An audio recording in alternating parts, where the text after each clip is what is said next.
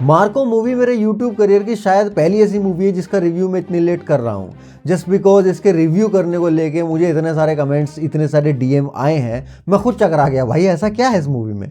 Even कल के live session में भी मार्को के इतने कमेंट्स थे कि मैंने सोच लिया यार अब तो इसको देखना पड़ेगा।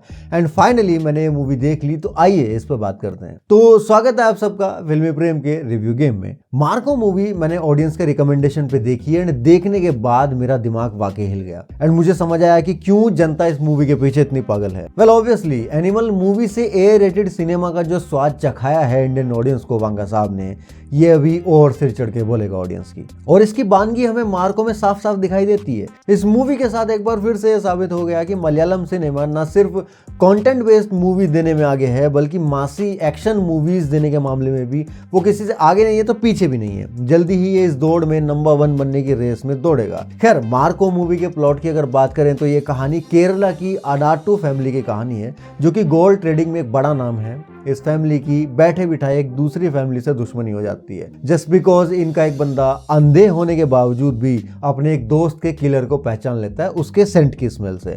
एंड इस चक्कर में उसकी भी जान चली जाती है और इसी वजह से इटली में बैठे अपने हीरो की कहानी में एंट्री होती है, जिसके पीछे एक प्रोफेशनल बुचर भी आता है उससे टक्कर लेने। एंड हम जानते हैं कि जब एक प्रोफेशनल बुचर विलेन के तौर पर कहानी में एंट्री लेता है तो सबके सब एनिमल बन जाते हैं। वही हुआ मार्को के केस में भी। क्योंकि मूवी A-रेटेड है तो आप समझ सकते हो कि मूवी में किस लेवल का खून खराबा होगा।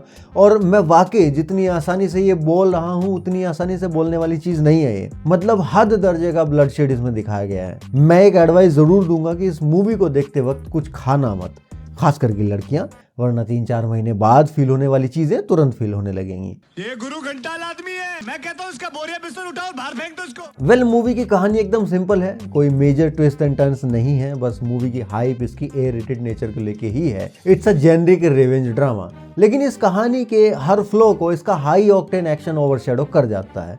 एक सीक्वेंस है इसमें स्टेयरकेस वाला, वो फिल्म के एक्शन में 4 चांद लगाने वाला है।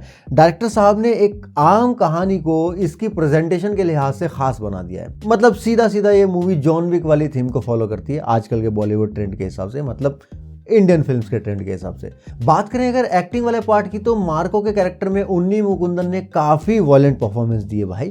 इस तरह के कैरेक्टर के लिए जिस तरह के फिजिकल अपीयरेंस की जरूरत होती है उसको बिलीवेबल बनाने के लिए उन्नी मुकुंदन उसमें एकदम फिट बैठे हैं। इवन साइरस के कैरेक्टर में कबीर दुहान सिंह भी शूट करते हैं। कबीर मलयालम इंडस्ट्री में काफ़ी दिखाई दे रहे हैं आजकल। इसके पहले वो अभी हाल ही में ARM मूवी में भी दिखाई दिए थे। वेल वक्त के साथ कबीर को अपनी एक्टिंग स्किल्स पे थोड़ा ध्यान देना होगा। अगर ऐसा हो गया तो डेफिनेटली वो साउथ इंडस्ट्रीज में एक अच्छे विलन के तौर पे जाने जा सकते हैं इन फ्यूचर। इनके अलावा मुझे ऐसा लगा कि टोनी आइजैक के रूप में जो एक्टर दिखे जगदीश, वो थोड़ा और बेटर परफॉर्म कर सकते थे। एक विलन काफी कुछ रेंज ऑफ एक्सप्रेशंस दिखा सकता है पर्दे पे। कल ही लाइव सेशन में हम ये बात कर रहे थे, लेकिन जगदीश यहाँ पे उस लिहाज से चूक जाते हैं। फिल्म के दूसरे नेगेटिव पॉइंट्स की बात करें तो भाई पर्सनली मेरे लिए ये कुछ ज्यादा ही गोर हो गई, मतलब कुछ ज्यादा ही। बस यही एक नेगेटिव पॉइंट लगा मुझे, जो कि एक्चुअल में नेगेटिव कहा नहीं जाना चाहिए। फिल्म का BGM रवि बसूर साहब ने बढ़िया दिया है। मुझे ब्लड सॉन्ग सही लगा काफ़ी, एंड उसमें मुझे देवरा के ऑल हेल द टाइगर वाली वाइब भी आ रही थी कहीं कहीं पे कुछ पर्टिकुलर पार्ट्स में। वेल तो ये थे मेरे विचार इस मूवी को लेके। आप अपने विचार कमेंट सेक्शन में ज़रूर बताइए और साथ में ये तीनों बटन ज़रूर दबा देना। हम मिलते हैं नेक्स्ट वीडियो में, तब तक के लिए सायोनारा।